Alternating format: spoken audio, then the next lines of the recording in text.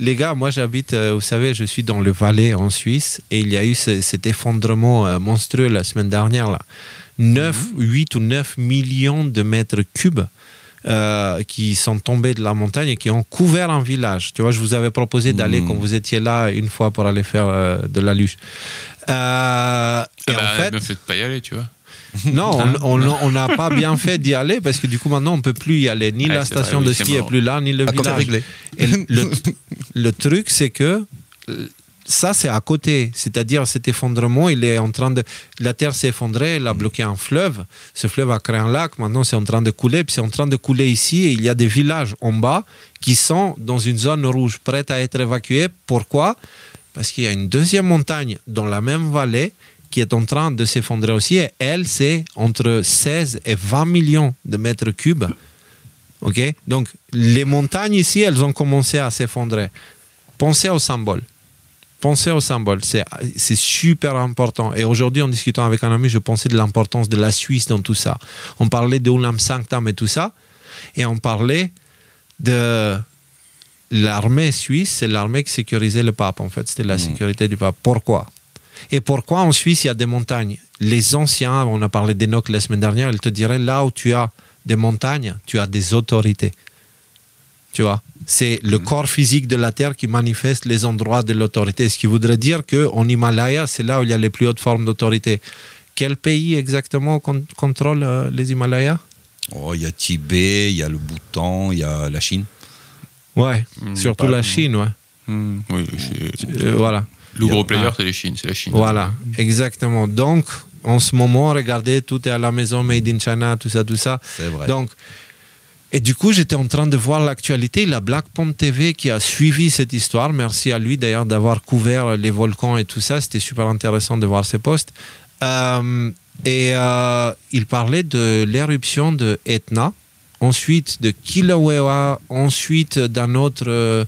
Et du coup, je me suis dit, je vais commencer aussi à regarder. Puis j'ai vu, il y a plein de volcans partout qui sont en train de s'effondrer. Moi, j'attends que l'écran apparaisse, évidemment.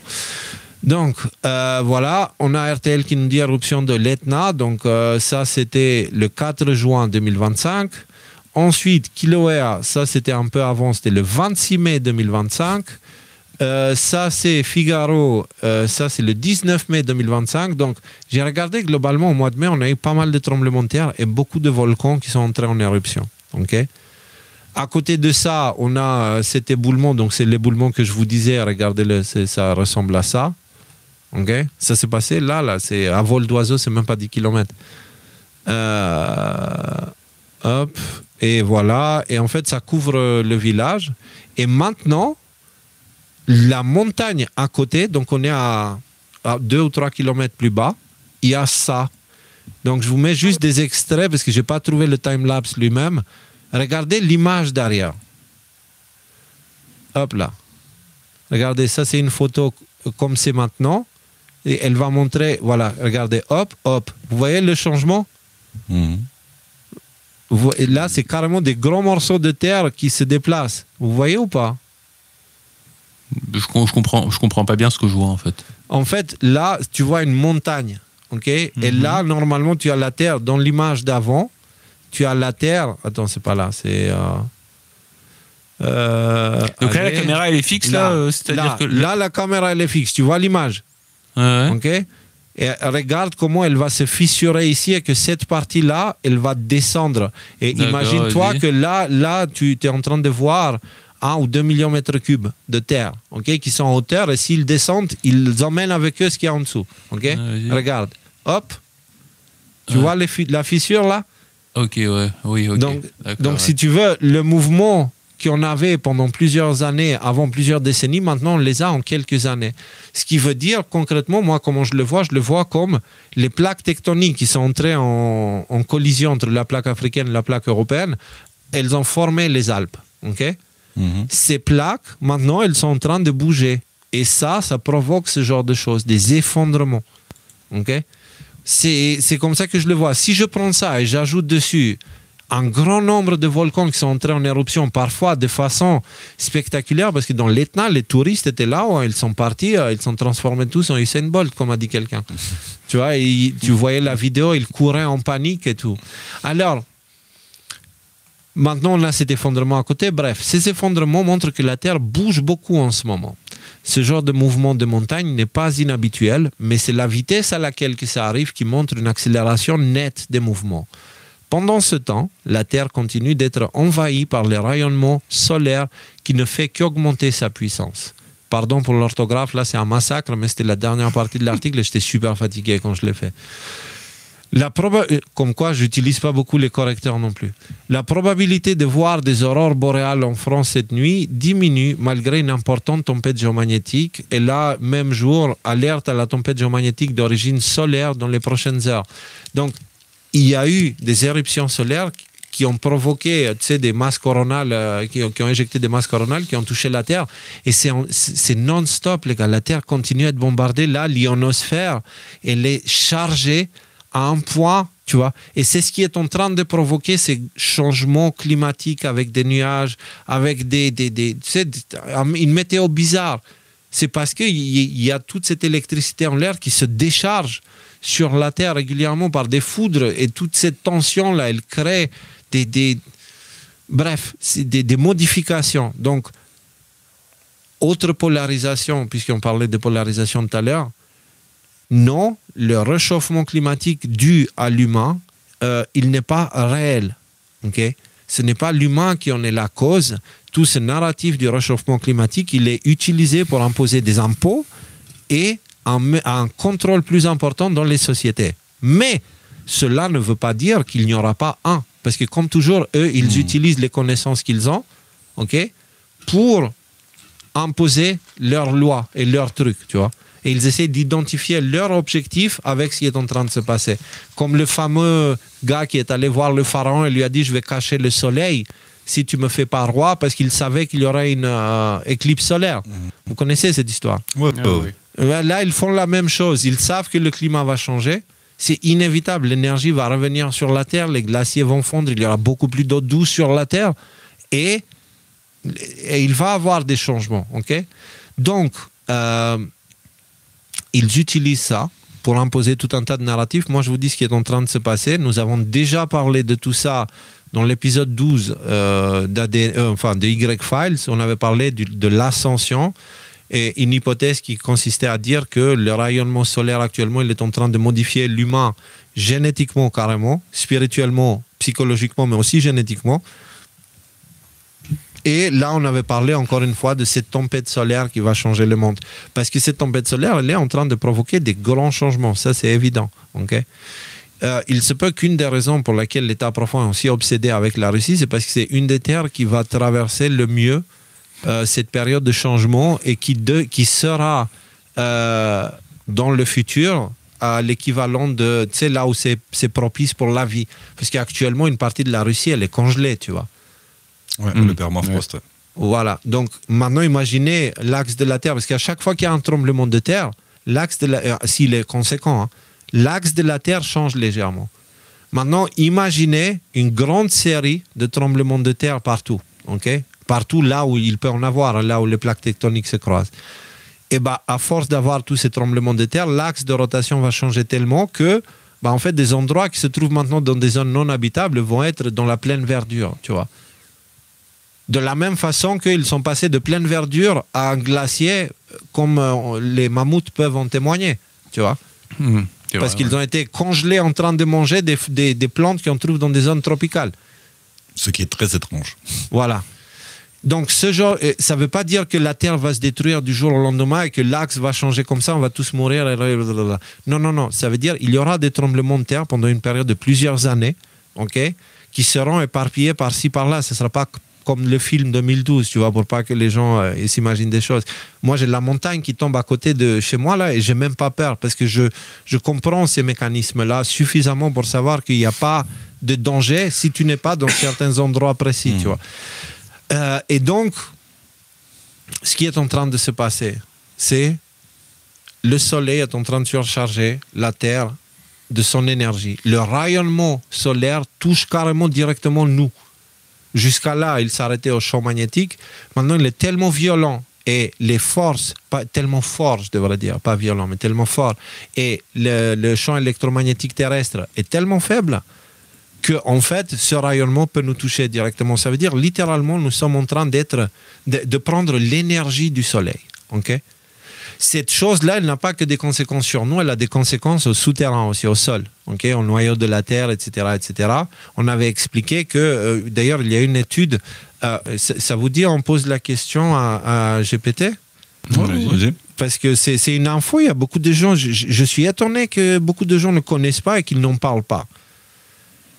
Attendez. GPT, dis-moi, est-ce que récemment, dans les 5-6 dernières années, il y a eu quelque chose qui disait que le noyau de la Terre s'était arrêté? Ah, je vois de quoi tu parles. Il y a eu des études et des articles qui ont circulé ces dernières années, suggérant que le noyau interne de la Terre, cette boule de fer solide au centre, pourrait avoir ralenti ou même changé de direction par rapport au manteau.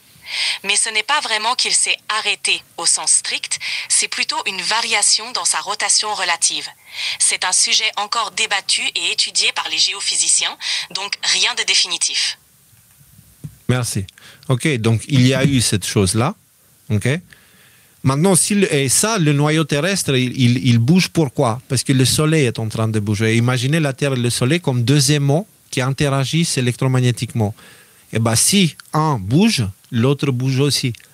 Alors, ça va plutôt dans le sens Soleil-Terre parce que le Soleil est beaucoup plus massif que la Terre. Donc, la Terre influence beaucoup moins le Soleil que l'inverse. Et donc, si le Soleil change des trucs, ça a un impact sur la Terre. Et apparemment, c'est ce qui est en train de se passer. Sauf que, vous pensez bien, si le noyau de la Terre change de direction, ou s'arrête, ou peu importe, le magma autour, il y a une inertie, parce que le magma, il fait 5000-6 km de profondeur, ou peut-être même plus parfois. Et donc, du coup, les parties qui sont en contact direct avec le noyau, elles commencent à ralentir ou à bouger comme le noyau. Et ce mouvement se propage progressivement sur les milliers de kilomètres qui nous séparent du noyau terrestre. Et quand ils arrivent à la surface, il y a quoi? Il y a les plaques tectoniques. Et les plaques tectoniques, du coup, elles se mettent à bouger aussi parce qu'il y a tous ces mouvements dans le sous-sol. Okay? Et donc, du coup, je t'ai redit, pardon, excuse-moi, t'as une idée ou... T'en étais au noyau de la Terre. Ah oui, les plaques tectoniques, enfin voilà, le mouvement. T'as le noyau qui bouge, le mouvement se propage sur le magma, et le magma finalement ça finit sur les croûtes, provoquant les tremblements de terre et les volcans. Pendant tout ce temps, okay, nous-mêmes, humains, parce que nous sommes à l'image de la Terre, nous sommes à l'image de l'univers, nous sommes à l'image de Dieu, ce qui se passe en haut se passe en bas aussi. Nous aussi, humains, nous sommes en train de recevoir cette énergie. Et cela se manifeste par une capacité d'être de plus en plus conscient. Ok?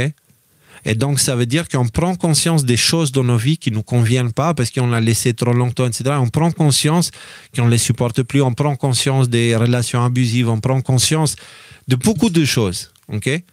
Et globalement, notre corps a du mal, il ne sait pas quoi faire de toute cette énergie qu'il reçoit parce qu'on n'est plus trop naturel. On est un peu des humains génétiquement modifiés aujourd'hui, tu vois. Donc, c'est bon, Nico, c'est bon. On est des humains génétiquement modifiés aujourd'hui. Donc, notre corps ne sait pas quoi faire de cette énergie solaire. Et c'est pour ça qu'on est un peu fatigué. Globalement, il y a une sensation de fatigue pour deux raisons. Un, c'est parce que notre corps travaille beaucoup. On avait déjà parlé à l'époque. Et deux, parce que notre conscience travaille beaucoup et ça nous met dans des états émotionnels parce qu'on se rend compte à quel point la vie dans laquelle on vit, elle est malsaine. Parfois parce que nous on la crée, mais il y a certaines choses qui viennent du monde extérieur. Vous comprenez? Il y a je vois beaucoup de gens qui sont dans un état de stress permanent en ce moment, dans un état de fatigue permanent, dans une sorte de burn-out. Okay?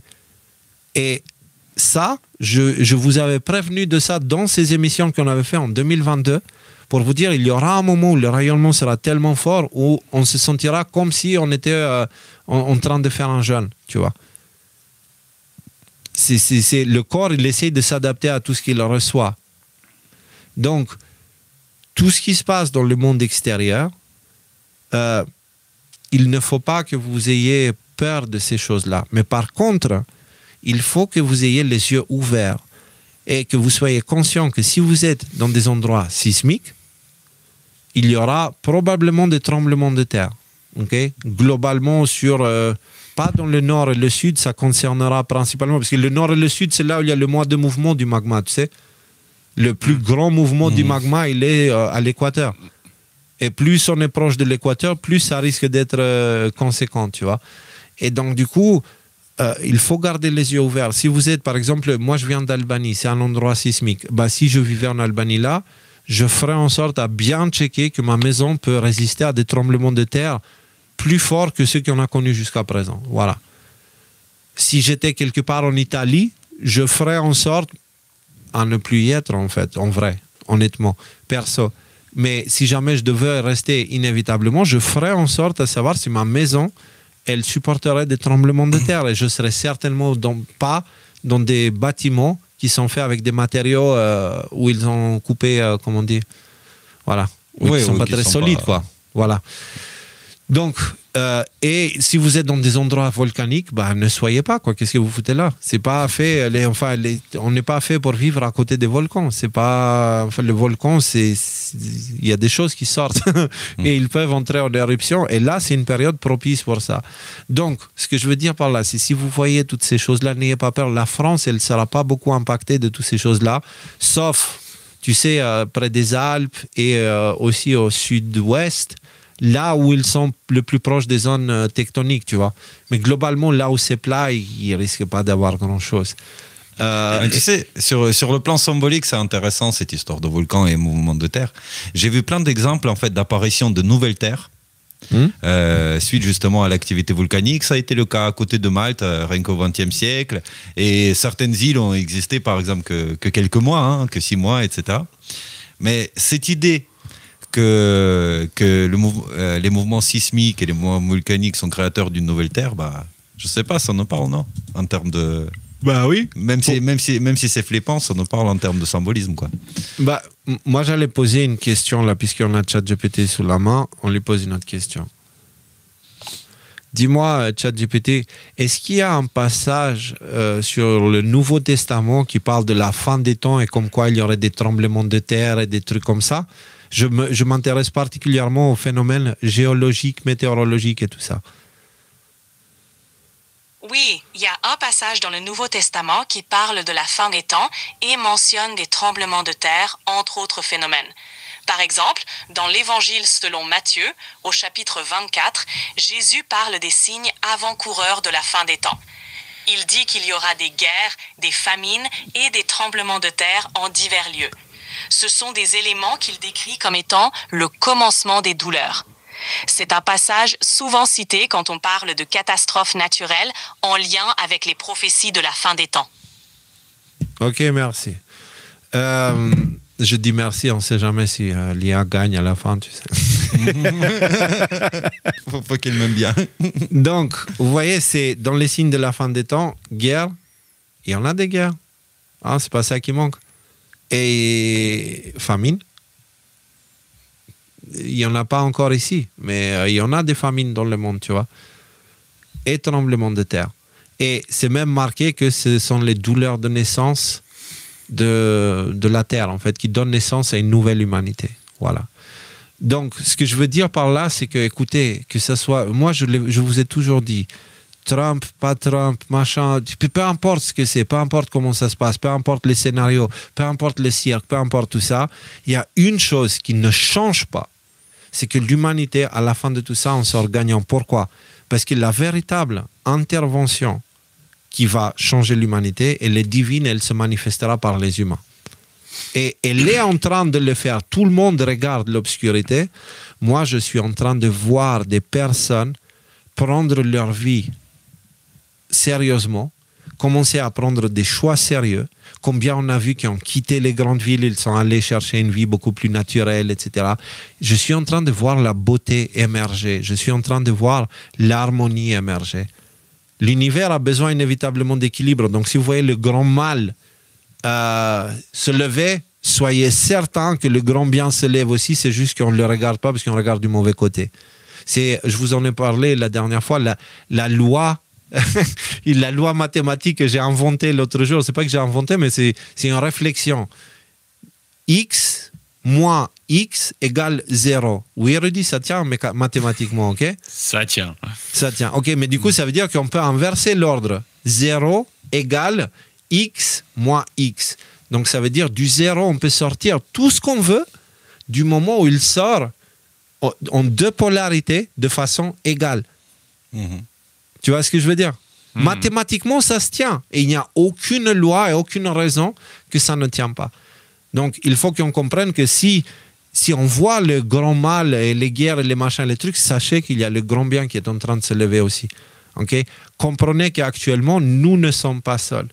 Et nous ne sommes pas seuls, ça ne veut pas dire que maintenant, on ne fait plus rien et qu'on laisse ceux qui ont les couilles de le faire, de faire les choses.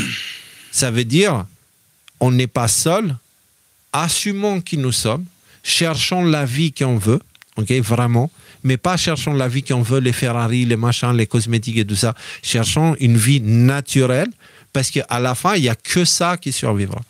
Il y a uniquement les gens dans cette période de quelques décennies qui est à venir, il n'y a que les gens qui connaissent la nature et qui peuvent vivre en harmonie avec la nature qui vont pouvoir traverser la période.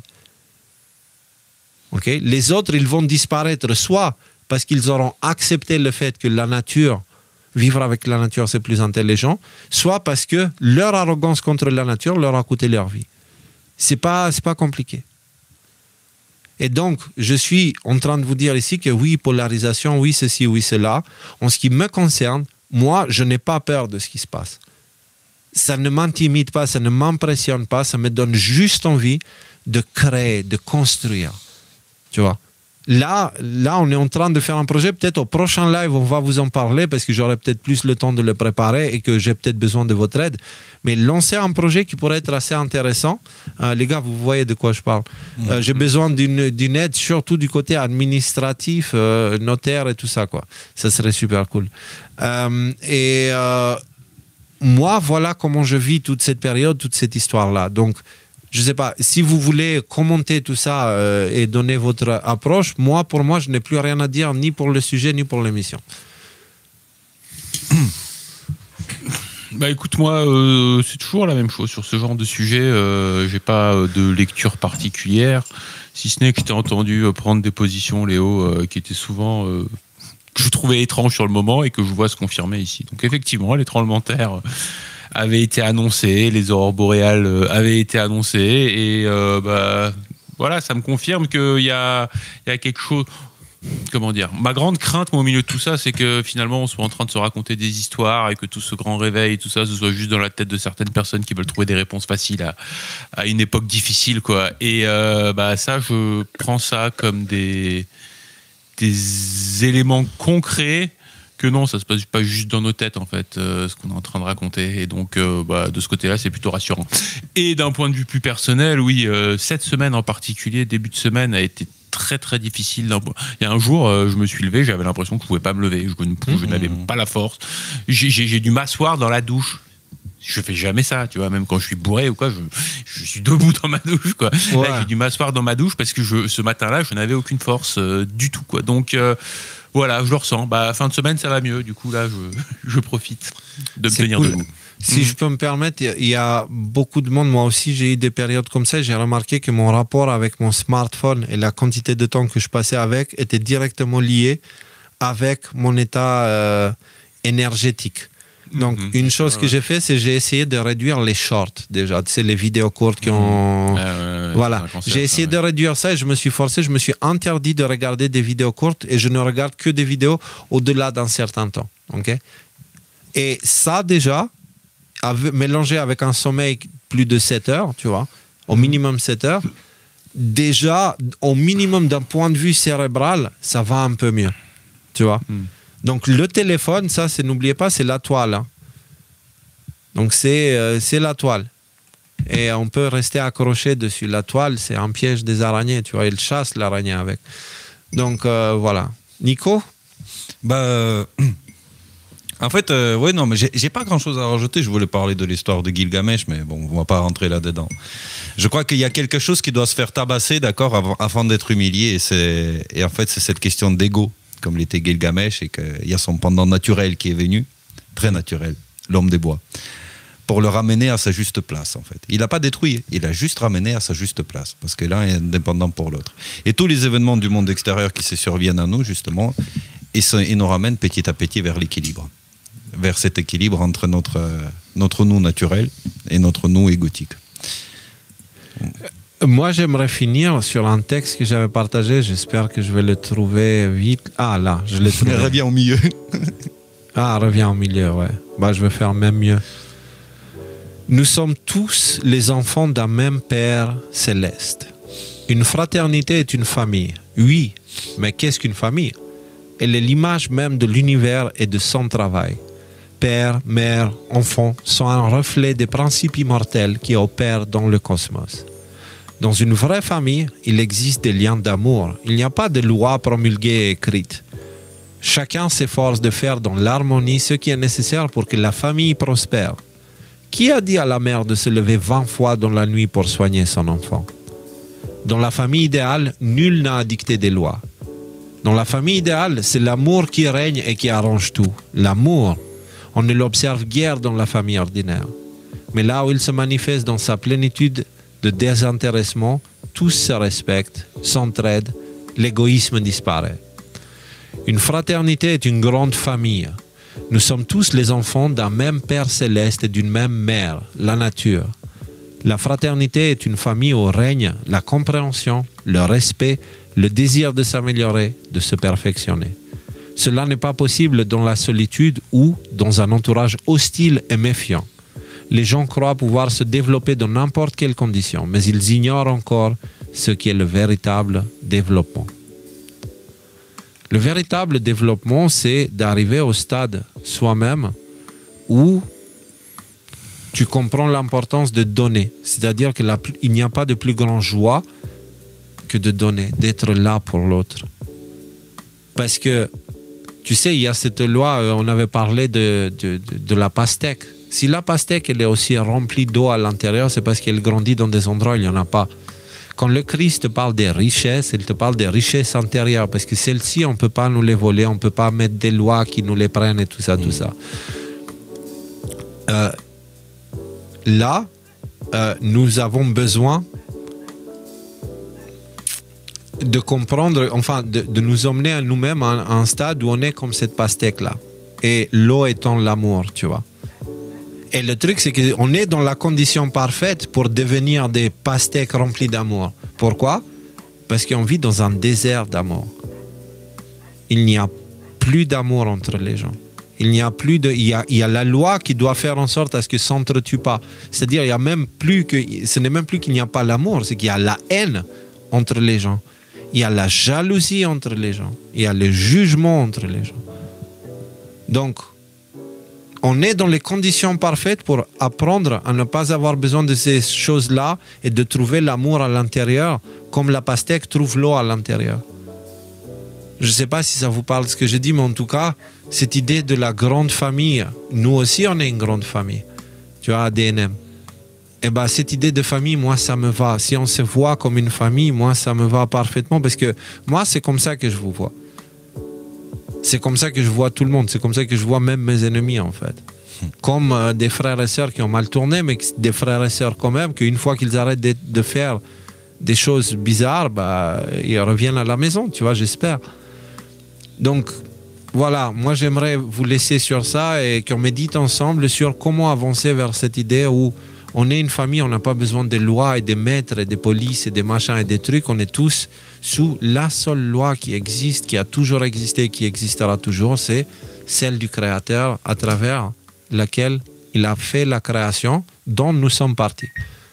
Donc voilà, sur ce les amis, en ce qui me concerne, je vais vous dire soyez tous bénis et marchez en paix, et je vais laisser mes deux collègues vous dire bonne nuit et on peut fermer le live. Bonne nuit, prenez soin de vous et à très bientôt. Quelle paix soit sur vous tous et surtout vos proches. Au prochain live. Ciao, ciao.